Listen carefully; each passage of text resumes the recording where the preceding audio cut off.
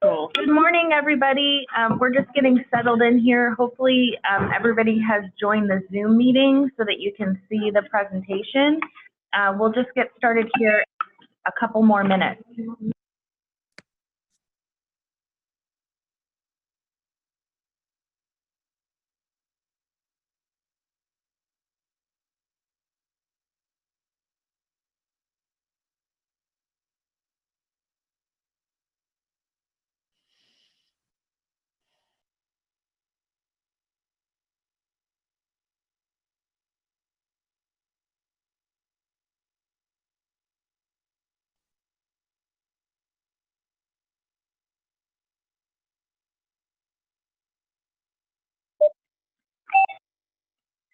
Good morning, everyone. This is Jesse from the Division of Aging. Thank you very much for joining us today. We really appreciate it. I feel like it's been a little bit since we spoke, so I just want to reiterate my thanks for the work you do. It's really so very important. And I want to thank you again for your patience and willingness to work through the rollout of CAMS. And thank you for your time today. I'm going to pass it back to Laura so she can just get started with today's presentation. Thank you. Awesome. Thank you, Jesse. Good morning, everybody. Hopefully, everybody has joined the Zoom meeting. Just like we have in the past few weeks, we are displaying a PowerPoint deck, and then we will do some demos today. If you ever have any questions or you have some feedback on additional things that you'd like to see in these meetings, please do put those in the Zoom chat, and we'll just jump right in. So just a little bit of housekeeping, some reminders here. So last week was our first week of our alternative cadence for meetings. So we do have now a Thursday meeting with all the AAAs and ICMs. This was modified previously on Tuesdays and Thursdays, so now it's just on Thursdays. However, we are now doing working sessions with all the AAAs and ICMs. If you have not yet had a chance to sign up for those, we do encourage you to do so. It is actually very helpful on both sides. We have identified a few additional issues through these working sessions, and we so appreciate everybody's time, being willing to attend them and loop in other members of your team, be so descriptive as to questions and issues that you're seeing in CAMS. So just kind of a quick format for these meetings. If you have not yet had a working session, we do typically do a screen share during these meetings, meaning that you will actually log into CAMS, share your screen with us, and show us exactly the issues that you're seeing. It's also an opportunity to talk through any help desk tickets that you may have submitted. Typically, these are 45 minutes. We have had some run a little bit longer depending on availability of folks. We currently have 26 meetings that have been conducted and or scheduled. We are currently scheduled, I believe, through May 20th, but there is some availability here and there on certain days. They really are free form. You don't have to use the chat when you're in the meeting. We really just ask people to just speak freely, ask your questions, and really have a dialogue with our team. So again, if you have not had a chance to sign up for this yet, we do encourage you to do so. And thank you to everybody who has taken time to do this already. So now we're going to jump into some questions and answers that we've received regarding CAMS. These are updates that we've received, questions that we've seen on the Zoom, items that we've discussed in AAA and ICM working sessions. So it's kind of a hodgepodge of items. So the first thing that we wanted to talk a little bit about, I know that we've mentioned this in some past meetings, but we did want to come full circle. So this is regarding provider authorization notice in CAMS. We've had some questions regarding this. I know some folks, even as late as yesterday, weren't aware that you could generate the provider authorization manually in CAMS, should there be some issue with the one that was sent out to the provider. So just kind of at a high level, NOAs are currently generated when the service plan moves into an active status. And what we mean by that is they're actually generated and then they are sent via email to all the folks that need to receive it. If you ever need to go into CAMS and reprint the NOA, we ask that you do that from the plan service record and that you use that DA provider authorization report. The CAMS team is working on a new process to create a system-generated letter in a similar format to an NOA that would be sent for an annual plan once approvals have been received and it is moved to a approved pending activation status.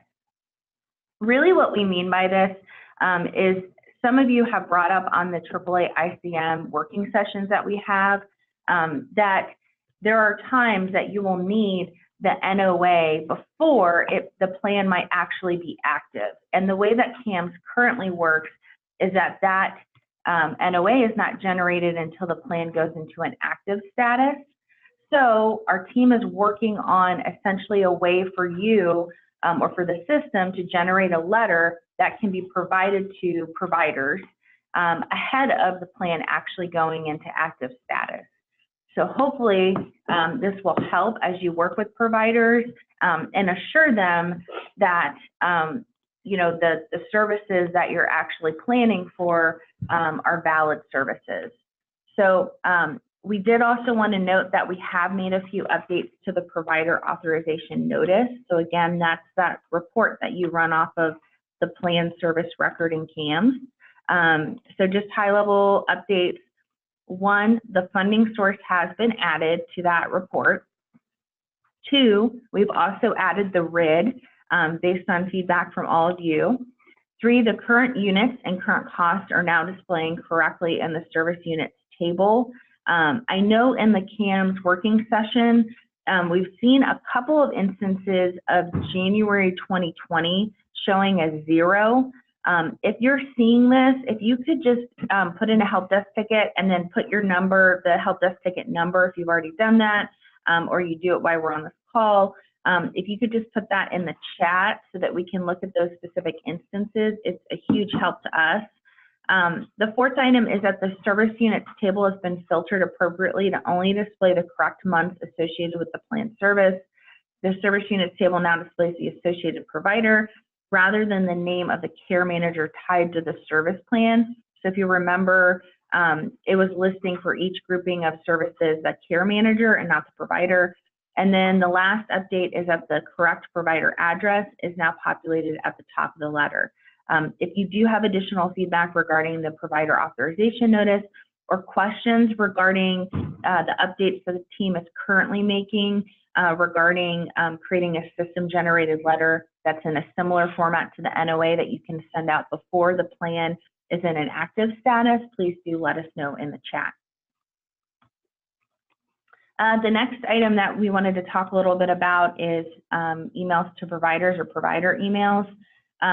We have been diligently working to limit the number of emails that CAMS sends out, specifically emails to providers on service plans when the status changes. We recognize through feedback from all of you that sometimes we can be quote unquote spamming people with a lot of emails.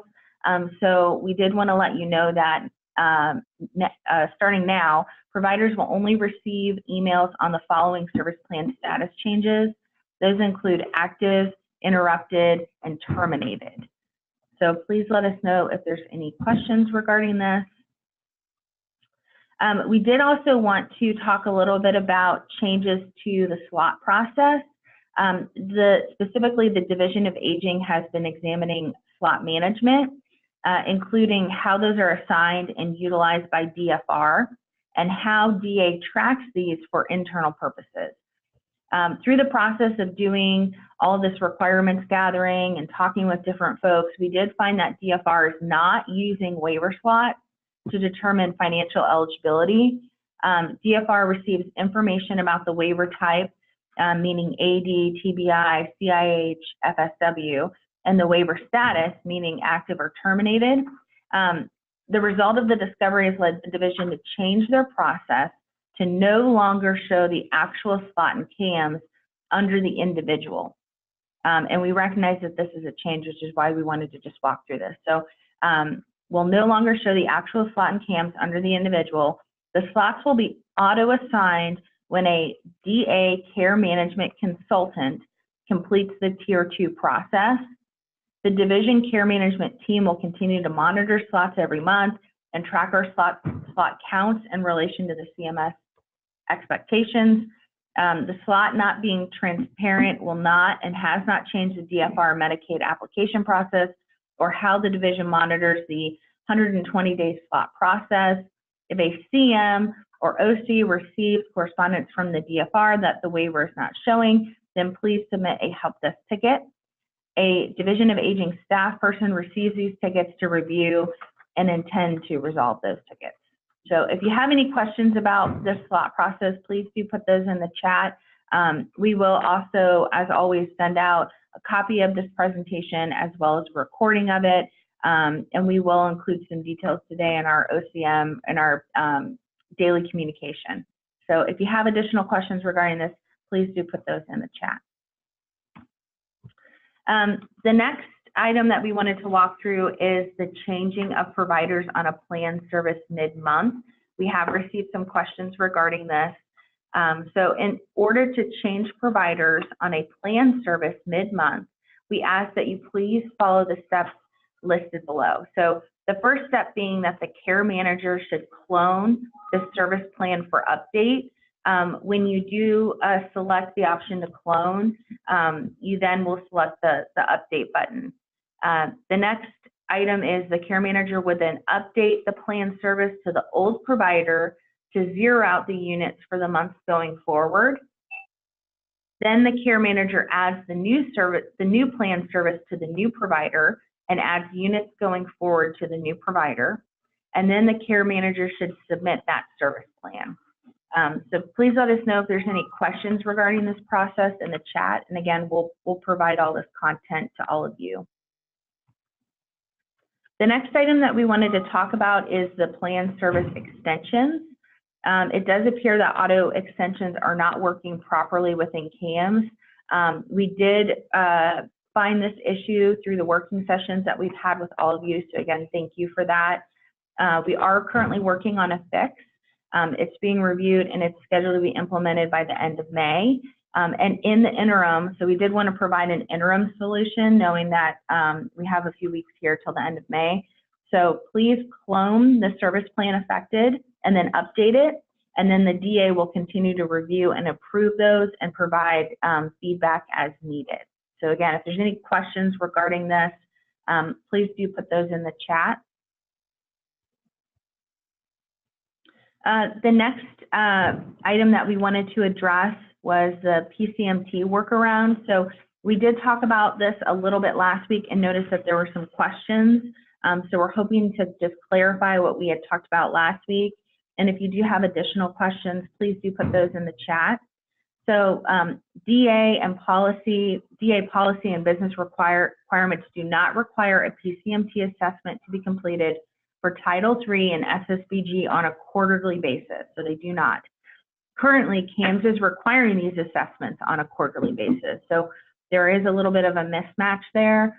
So as a workaround, PCMT assessments may be completed over the phone in situations where CAMS requires a PCMT to be completed on an SSBG or Title III service plan creation or update. And again, please do let us know if there's any questions regarding this in the chat. We did also just want to remind everybody to please create all assessments from the case record in CAMS, not from the actual individual record. This would be for PCMT, NRRAI, etc.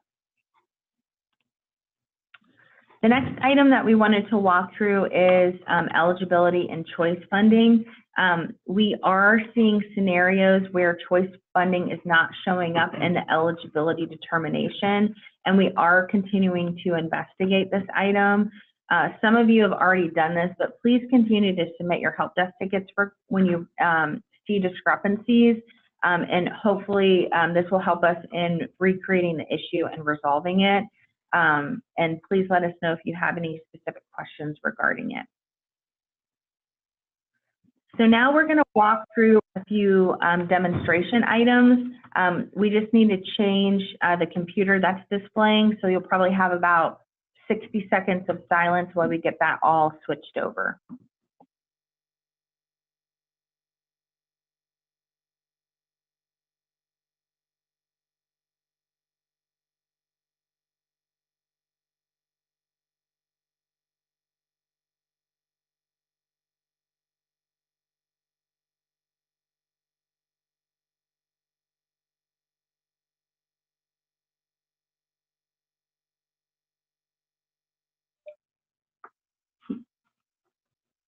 Okay, so we're going to walk through a couple different items around service planning.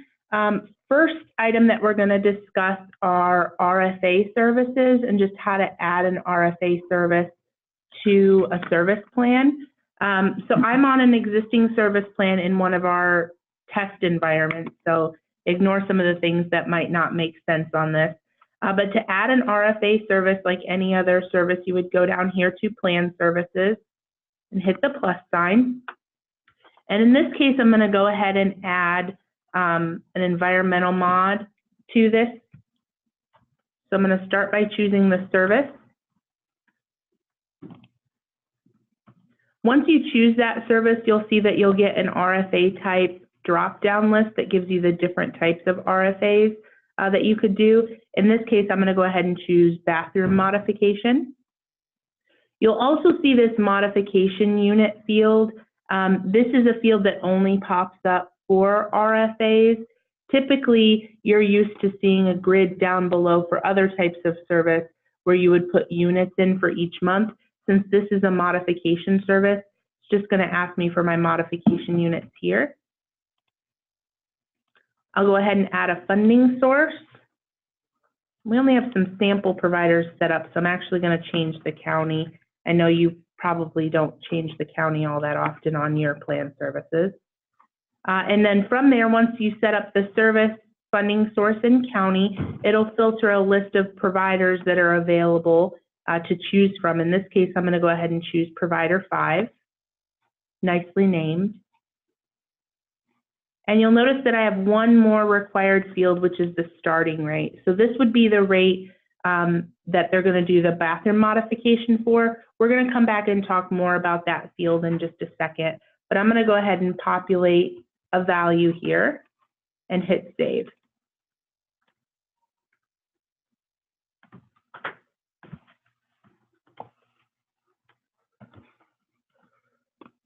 It'll take just a moment to save. You can see down here in the corner. Once that's been saved, for RSA services, you'll also have to add modification bids. So these work a little bit differently in CAMS. If you haven't had, than they did in Insight. If you haven't had the opportunity to add an RSA service to a plan service yet, you may not have walked through this. But up here at the top, I'm going to press the little caret button, and I'm going to choose modification bids. You'll see currently I don't have any modification bids for this plan service. It's a brand new plan service, so that makes sense. I'm going to go ahead and hit add new modification bid. From there, you'll get this screen where you'll have to enter some information. You'll notice that right now the only required fields are the date the bid was delivered and that the bid was uploaded, but there's some additional fields that you can fill in as well, like the date it was solicited. You'll want to fill in the bidding provider. Since I'm working with provider 5, I'll go ahead and choose provider 5. And I'm going to set the bid amount in here. And that'll be important when we circle back to our starting rate in just a moment. Then I'm going to choose the date it was delivered. I'm going to mark this as the winning bid. That'll be important as well. If I have any bid comments, the date the individual selected the bid, and that the bid was uploaded. So I'm going to go ahead and save and close this. You can see your modification bid here. I'm going to go back to my plan service, and I want to talk a little bit about what's happening with those starting rates. So one of the items that we were able to resolve recently is a lot of different people had reported that this starting rate for RFAs was defaulting to $15,000. Obviously, we know that's not right. That's actually the cap for those RFA services. But I want to talk a little bit about the logic that was implemented here. So I've set the starting rate as $8,500. That's actually going to match up later when the service plan is submitted and approved against the modification bid that I marked as a winning bid, and it'll make sure that this rate stays at that winning bid amount. So it's very important that you have the modification bid record in and that you mark your winning bid appropriately, because it's going to ensure that this starting rate field is set properly and that those RFA lifetime caps can be tracked appropriately. A couple other things I want to show you on RFAs, and then one that I'm kind of going to talk you through. If you scroll down on a plan service that has an RFA, you'll see a modification section. A lot of you have probably worked through this section, but this is where you'll track things like the inspection date, when the service was actually completed. One field on here that you won't see until the service plan is either in an active or restart status is a field that says authorized for payment. So that's the field that will actually be used in order for the information to go out for the provider to eventually be paid. So we've had some questions that have come up on RFA services about providers getting paid. So it's important after that inspection has been done to mark that as authorized for payment so that the provider can eventually get paid for that service. So now that we kind of walked through an RFA, I'm going to go ahead and go back to my service plan, and I'm going to add one more type of service to this service plan, which is basically anything other than an RFA. In this case, I'm just going to go ahead and add case management.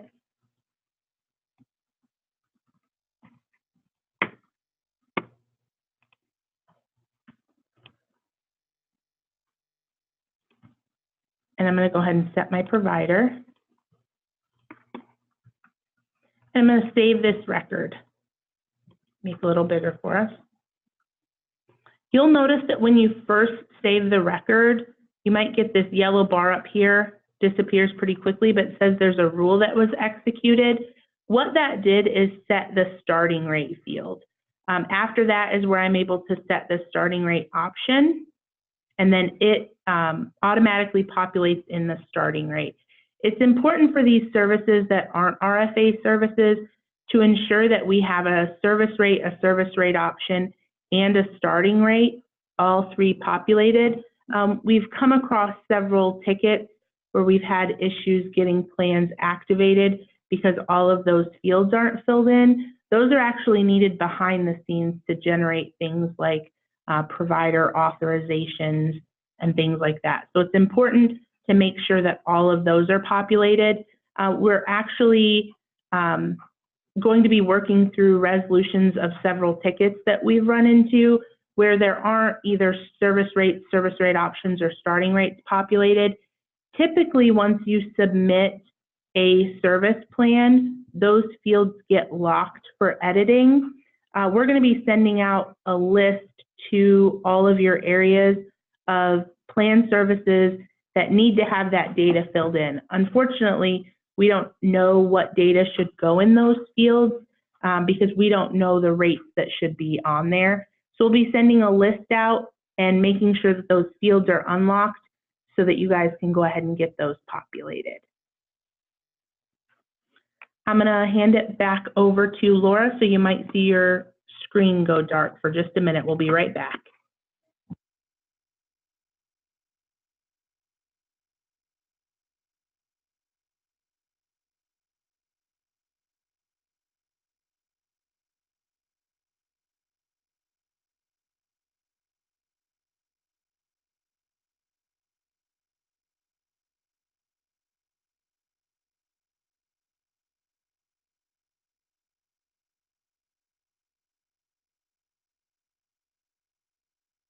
All right, we are back. So The next item that we wanted to demo is the advanced find. And I know there's been questions in past weeks regarding this, but specifically we wanted to show you how to find RFIs that were created after 4/1 or the date that CAMS went live.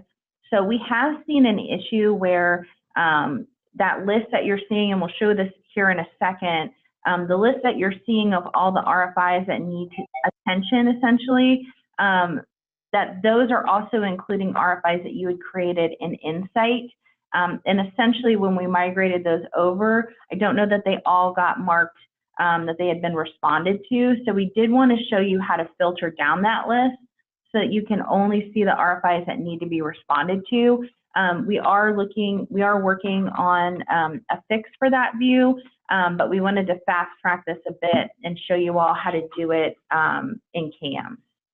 So the first thing that I'm going to do is just show you the dashboard quickly that information is on.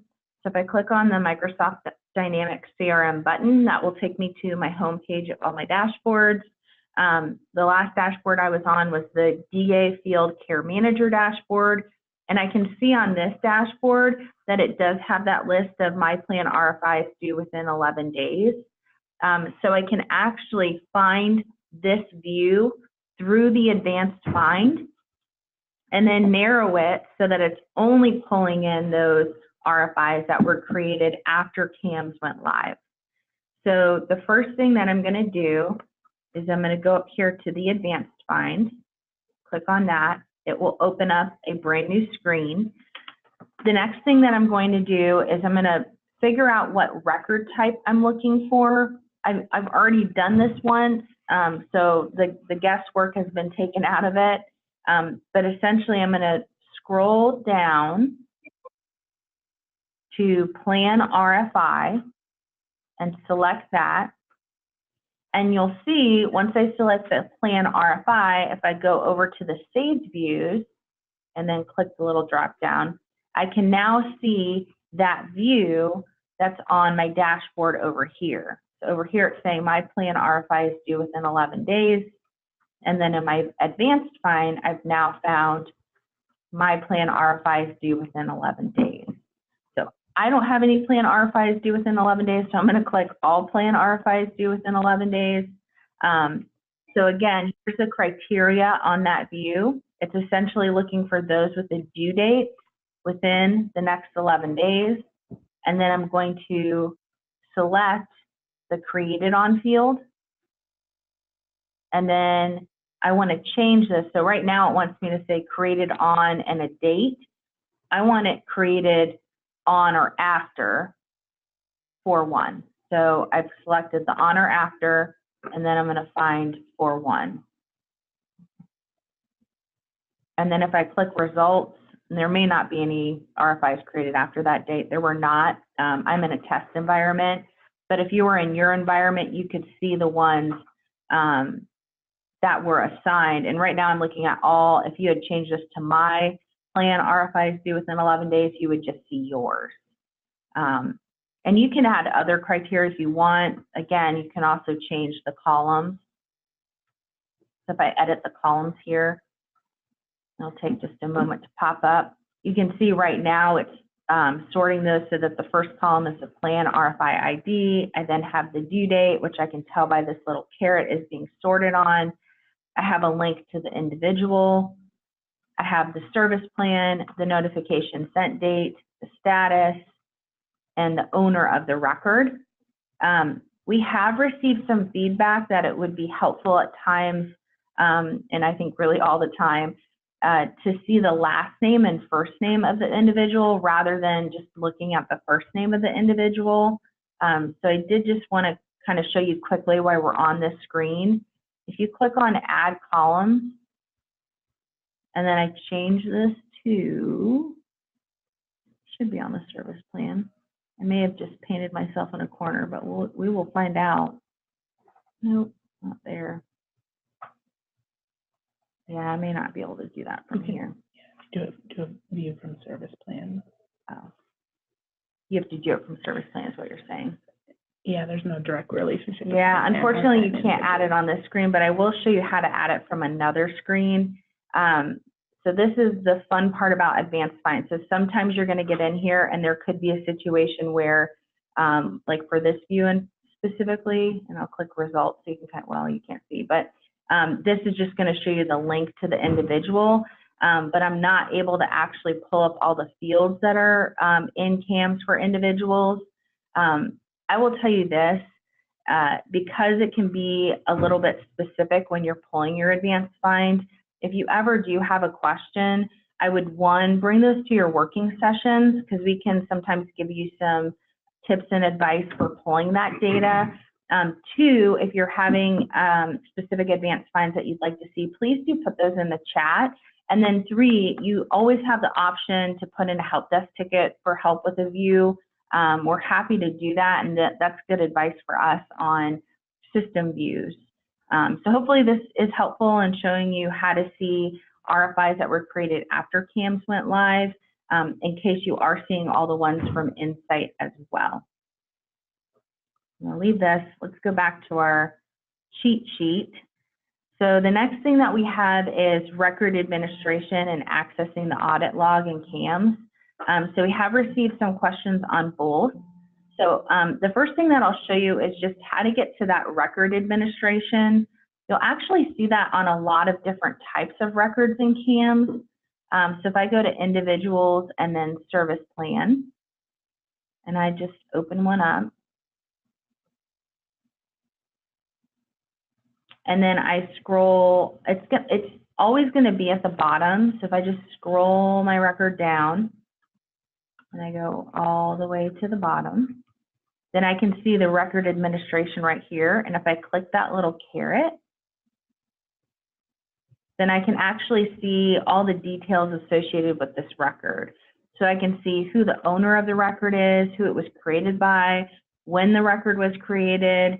I can see the last person who modified the record, when it was modified, the status of the record, and whether or not there were any rate changes.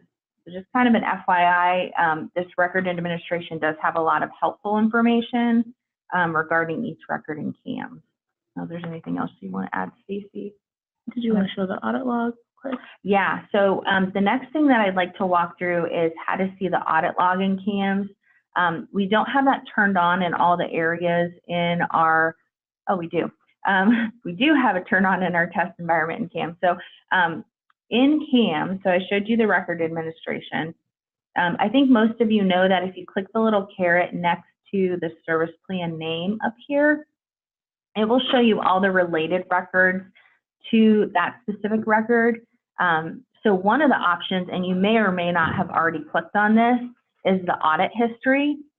This essentially allows us to turn on like a history of what's happening on the record. So we can do that for specific fields. We can do that for specific types of records in CAMS. And so what you'll do is you just click on that audit history, and it will essentially show you all the different updates that have occurred on the record in CAMS. And it may look a little bit different in this. I was going to show folks without showing any PII. This is prod, and I'm on a service plan. I'm not going to make this window bigger, but essentially the audit history is organized a little bit differently, and it has more details on your record in prod. So I would encourage you after this to go to your, just pick a service plan, click on the audit log or audit history, and then you can kind of see all the changes that have happened on the service plan. It is kind of interesting to see that, and it can be helpful, especially if you're wondering, is this a change that CAMS made? Is this a change that a case manager made? It'll actually tell you the user in the system that made the change. So it kind of takes the guesswork out of, you know, what happened to this record? Did, you know, so-and-so update it? Did I update it? I know sometimes it can be confusing when you're on a record and maybe you change a field and then you question yourself, did I just change that field? If you go to the audit history, that should help a little bit. The next thing that we wanted to walk you through is a question that we had received, I believe, through the Zoom chat, and it was around unassigning a case. So essentially, folks were curious if I need to unassign a case so that the case still exists in CAMS, but I'm not terminating the case. I just don't want it to be assigned to a certain care manager so that I can reassign it later. How do I do that? So the best way to do that is to go to the case record in CAMS. So we'll just select one, maybe. There we go. So I'm on the case record. If I go up to the care manager field here, I can see right now it's assigned to an Area 7 care manager. I click the little look up more records. I can actually change the look in. So rather than look in user lookup view, I'm going to look in. No, just clear it out. Oh, I'm going to clear this out. Cece's helping me. It's okay. And then just exit out of this. Or yeah, you want to actually clear it out. Yep. So once you clear out the care manager field, this would actually, she's going to save that record. We actually want to assign this now to the team, the supervisor team in that area, rather than a care manager. Currently, this record, if Laura were to scroll down to the record administration that we looked at earlier, just because we cleared out the care manager field, you'll still see that this record is actually owned by that Area 7 care manager. That owner field is what drives your My Active Cases view. So if Area 7 care manager were to look at a view of My Active Cases, even though they're not in the care manager field anymore, they would still see this record. So what we're actually going to do is go to the Assign button that's up in the ribbon at the very top. And we're going to take this from being assigned to a person, in this case, the Area 7 care manager, and we're going to switch that over to be assigned to a team. So we're going to switch this look in. If you do, yep. Do look up more records. We're going to switch this from a user at the top, where it says look for, to be a team. Now we're in a test environment, so the teams aren't quite set up the same way they are in production and don't have the same types of permissions. But in this case, we'll go ahead and look for Area 7.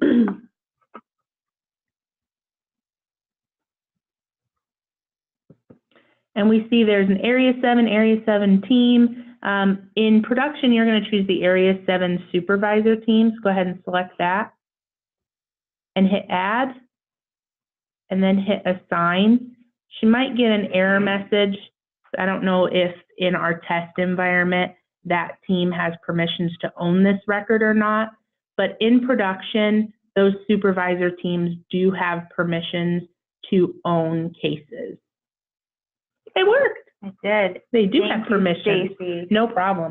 The other thing I did want to call out, some of you may have caught it, but right before we made that change, you could see that I had modified the record just a few minutes ago. And when I made that change, it now says the system modified the record. And what that means is that a process ran on the back end, and CAMS itself actually modified the ownership on the record. So just kind of an FYI there as you're trying to decipher what this record administration area means. The last thing that we wanted to demo today is folks have been asking, how do you find service plans where, or cases where you might have a 90-day assessment due? So we will walk through that. So I'm actually going to do a side-by-side. So, so we'll just bring up, this is our test environment over here. And then here's the advanced find I'm going to attempt to create in this environment here. So the first thing, and actually let me change this a little bit so it's a little bit smaller.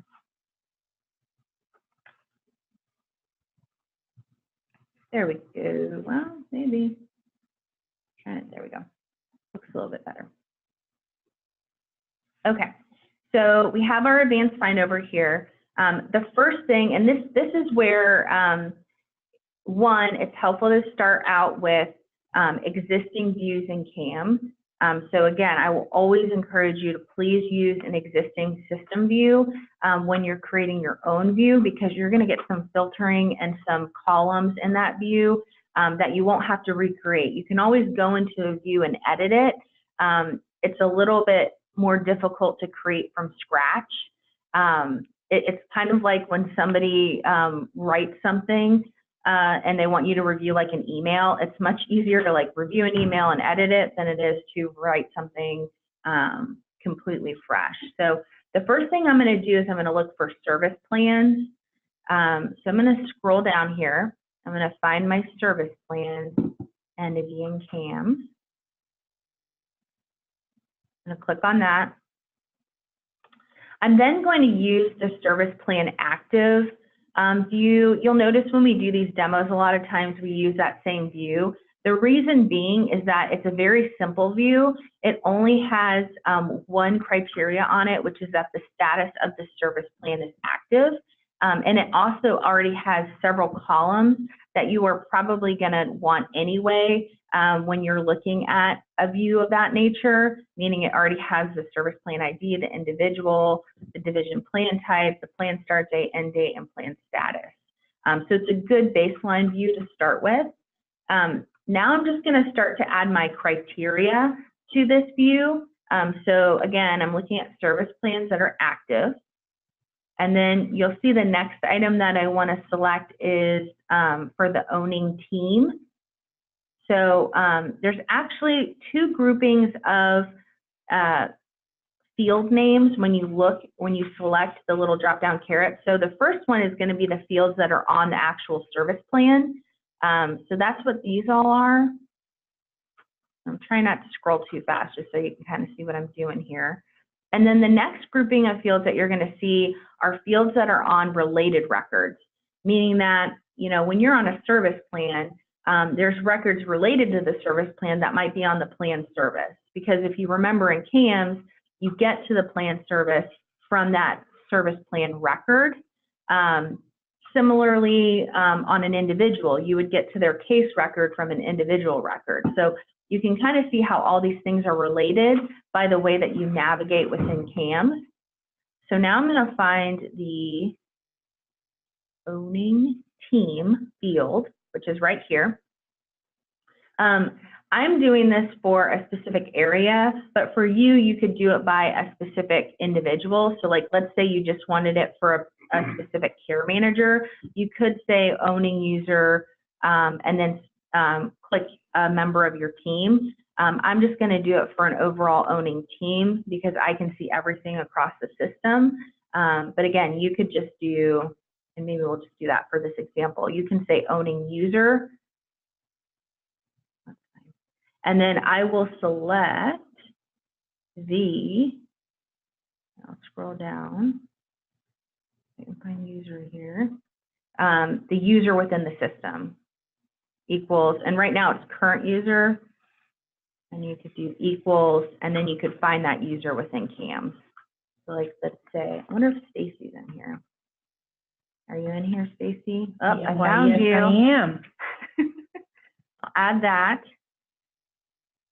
Now the next thing I'm going to do, so essentially right now I have my criteria is I want service plans where they're active. I want to find for a specific care manager. And then now, this is where it gets a little bit more fun. I'm going to find an individual. So I'm going to use the individual record because it has a lot of the fields on it that I need related to assessments. Sorry about that. I had a reminder pop up. All right, we're going to scroll down to individual.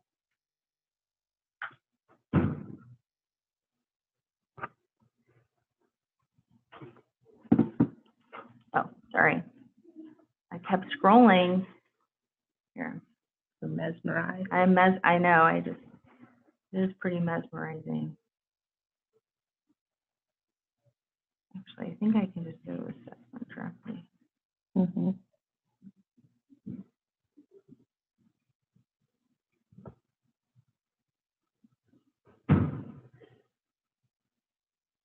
Lots of fields in CAM. All right.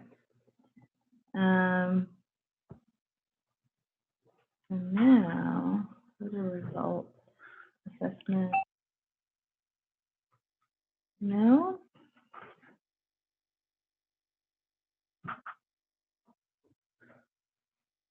All right.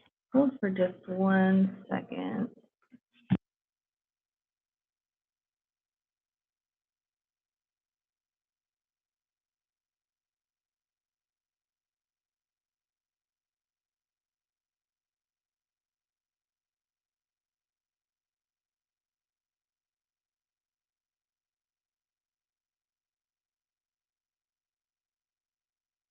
Okay, so sorry for that little detour. So I went into the individual, then I select the assessment. And we can also create this view and just share it with all of you. I'm going to go to assessment results. I'm going to find the assessment type, which in this case, I'm looking for the PCMT.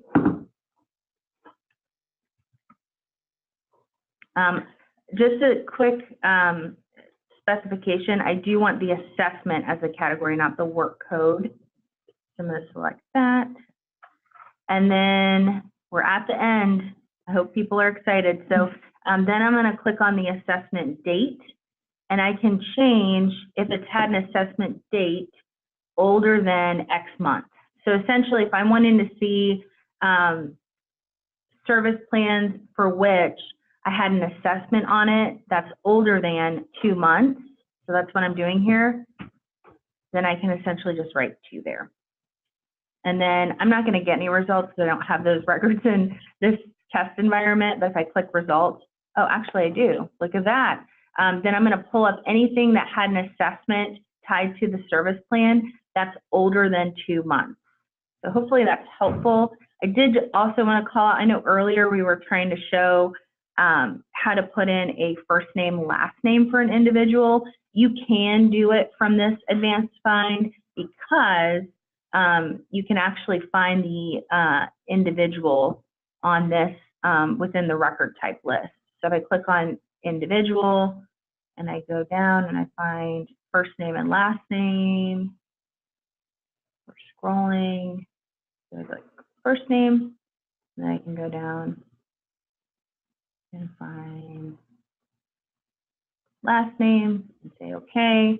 And then let's say I want those to be located closer to the individual. And then first name closer to the last name, click OK. And then if now I click results, I can now see the last name field and the first name field. I can also, if I wanted to go into the columns, I could sort on the last name. And again, these are just like finishing touches that you can make to your view. And then if I like my view, I can save it. I can call it whatever I want. Call it Laura's Awesome View. Save. Now if I go to Save Views, then I will see Laura's Awesome View. All right, so those are all the items that we wanted to demo today. Again, if you have suggestions for other items to demo, please let us know. If you do feel like this specific view is helpful for you, we could create it as a system view and give it to everybody, or if you want to try to recreate the view, you can do that as well. But please give us a little feedback in the chat and just let us know if you're looking for something like this or maybe something slightly different. We're interested in all of your feedback. So now we're going to just jump into some recent help desk questions that we received. One of the questions we received is, do we need to check the private hire box if we choose ATTC as the service? Who do we enter as the provider? So the private hire box will need to be checked. For waiver, you would choose Public Partnerships LLC. For non-waiver, the provider will have to be certified. So just an FYI there. Next question that we received is, does the service plan approval letter still exist in CAMS, and where can I print this?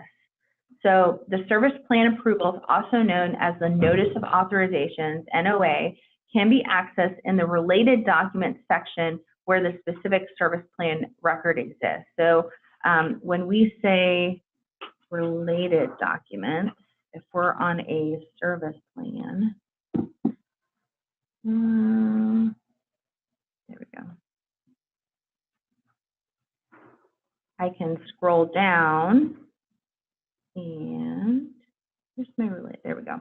And find the related document. So it's right above that record administration.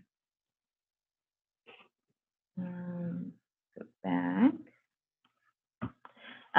Another question that we received is there was a service plan denied for a bathroom modification in Insight because there was no prescription attached. How should we proceed to submit this now that we have the prescription? So to do this, a new updated service plan should be submitted with the bathroom install. Once the plan service record for the RFA has been completed, you'll need to upload any required drawings. This can be uploaded from your service plan's related document area. And again, we just walk through where to get to that. For assistance, please reference a knowledge base article. It's 5.4, adding home equipment vehicle mods in CAM's Resource Center. The next question that we received is when completing NAPA's entry for congregate meals, it is currently only allowing the ability to enter one congregate per site. Will there be a space to enter an alternative site? We do currently have a change request. And when we say change request, we're really just meaning an update to the system. So we know that long-term we need to make an update to the system to accommodate this, meaning to accommodate an alternative site. For now, there is a workaround. We do ask that you invoice, would be the invoice for the main site. Then for individuals who have an alternative site, change the field on the case record for congregate meal site to the alternative name and then invoice for that site. So please use that workaround in the interim while we do work on getting this alternative site as an option. We did also want to provide just a few updates from a help desk perspective. First one being is the ability to access KB articles. I know we've reviewed this in past weeks, but if you do not see the CAMS Resource Center button, and that is under the Help Center main area in CAMS, please do let us know. Specifically, you should first reach out to your security coordinator to ensure that you have the FSSA base role. If you're a security coordinator and you know that you've assigned that role, please do let us know. We are continually adding articles to this area, and we do ask that you do review the articles in there before you submit a help desk ticket. Just a couple of other reminders regarding help desk tickets.